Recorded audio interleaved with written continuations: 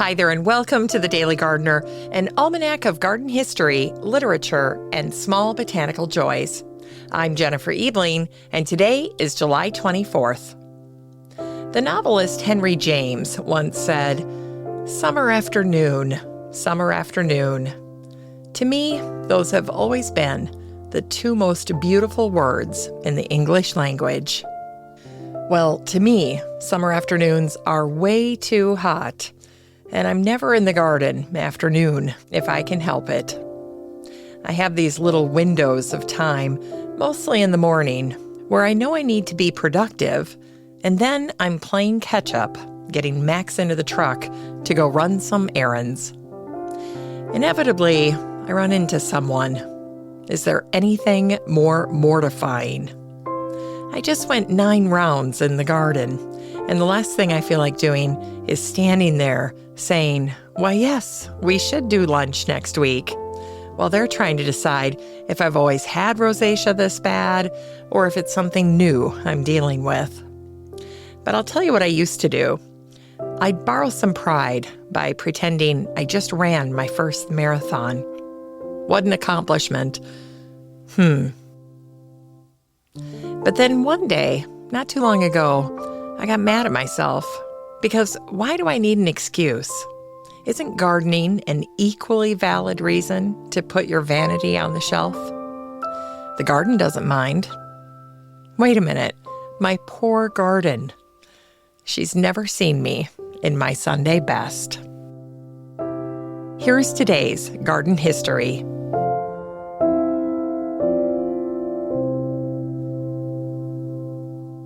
It was on this day, in 1878, that Lord Dunsany, an Anglo-Irish writer and dramatist, was born.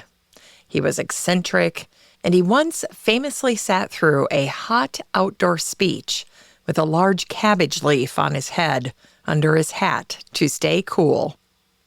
He wrote his first fantasy story on the back of envelopes while sitting in his castle. He was an Irish chess and pistol champion. He loved travel and hunted, and he wrote more than 90 books. In his book, In the Land of Time and Other Fantasy Tales, he asks, "For what is it to be a poet?" He says it is to see at a glance the glory of the world, to see beauty in all its forms and manifestations, to feel ugliness like a pain, to know nature as botanists know a flower, to be thought a fool, and to hear at moments the clear voice of God. And it was on this day, in 1900, that Zelda Fitzgerald, the American socialite, novelist, and painter, was born. Her mother, Minerva, was an expert gardener. In November of 1931, she wrote a garden-filled letter to her husband, F. Scott Fitzgerald, begging him to come back to her. She said, "Oh, if you will come back, I will make the jasmine bloom, and all the trees come out in flower, and we will eat clouds for dessert, bathe in the foam of the rain, and I will let you play with my pistol, and you can win every golf game. And I will make you a new suit from a blue hydrangea bush, and shoes from pecan shells. And I'll sew you a belt from leaves, like maps of the world. And you can always be the one that's perfect." And finally, it was on this day in 1993 that the Swiss scientist Anna Maurizio died. Her dad was a botanist. She became a specialist in fungi and then made the switch to bees. She figured out that every drop of honey contains pollen, and that every pollen grain has a signature unique to the plant that made it. In 1939, she made a jar of honey readable, so you could tell exactly which plants the bees had visited. It became a new field of study called melissopollinology. It's time to grow that garden library with today's book, The Living Garden by George Ordish. We close Old Books and Classics Week today with a book built on a premise so original, it's hard to believe no one had done it before. What if you wrote the biography not of a gardener, but of a garden itself? George Ordish was an ecologist and an entomologist. He chose a single garden at Barton's End in the Weald of Kent and traced its entire history from 1556 to 1983. 20 owners, nearly 430 years. The garden began as a bed of medicinal herbs outside a young bride's front door. Her name was Mary Barton, and she tended it with such skill that her father-in-law eventually hired a gardener to help her. From there, through glory and neglect, expansion and near destruction, the tulip arriving in Holland, the sweet pea from Sicily, the string bean from colonial America, the garden grew and shrank and grew again, shaped by each family that loved it and by each family that didn't.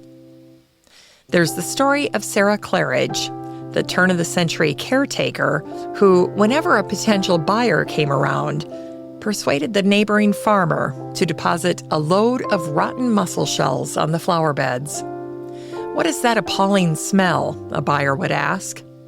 "What smell?" Sarah would answer innocently. She remained a lifelong tenant of her beloved garden. George says, the word garden comes from the Hebrew and means pleasant place. 430 years, 20 families, one pleasant place, held together by people who could not bring themselves to leave it. The Living Garden by George Ordish is a warm and patient end to Old Books and Classics Week.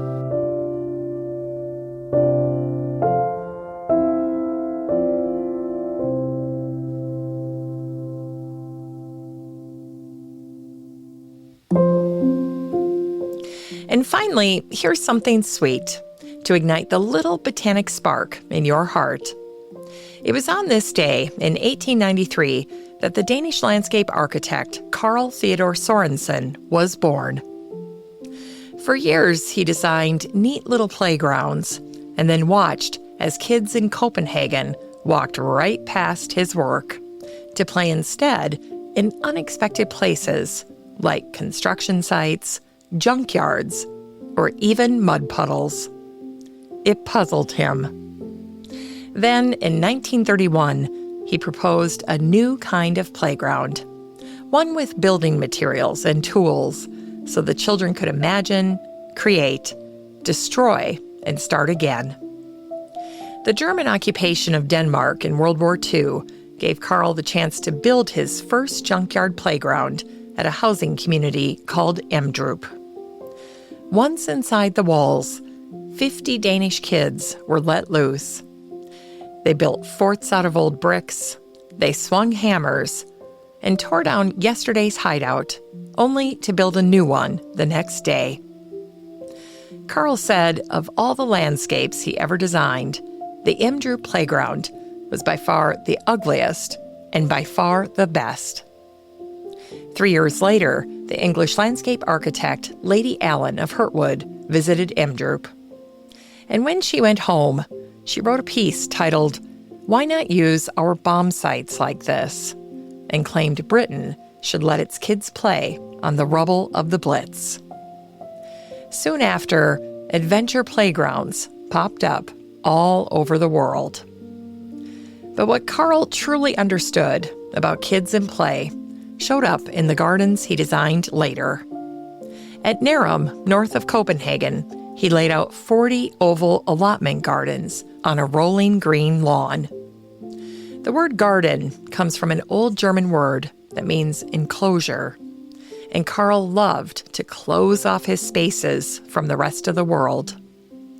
At Nærum, each egg-shaped garden is ringed by a beech hedge with a doorway carved right into the foliage. The green space outside the eggs is not paved. It's grass, just grass, a place kids run and play hide and seek and kick the can while their parents tend the gardens inside. Later in his life, Carl created a garden for his daughter Sonia. Once again, a beech hedge surrounded it, but inside, the design is shaped like a snail.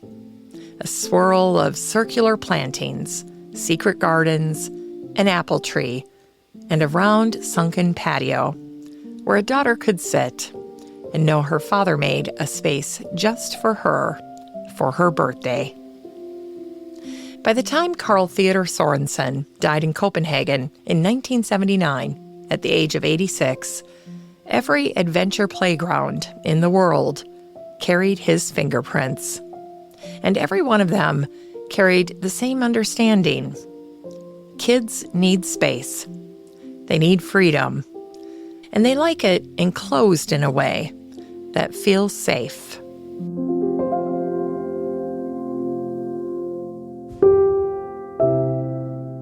That was Carl Theodor Sorensen, born on this day in 1893. He taught at the Royal Danish Academy from 1940 and became a professor there in 1956.